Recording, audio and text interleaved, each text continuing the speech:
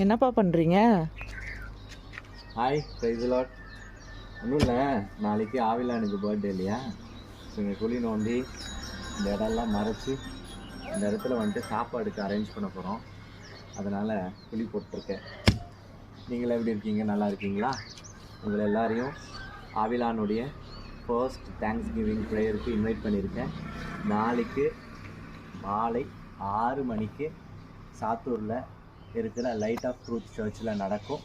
தவறாக வந்து கலந்து கொள்ளுங்கள். மறந்துடாதீங்க. ஆண்டவருடைய பிள்ளையை வந்து ஆசீர்வதித்து வாழ்த்தும்படிக்கா அன்புடன் அழைக்கிறேன்.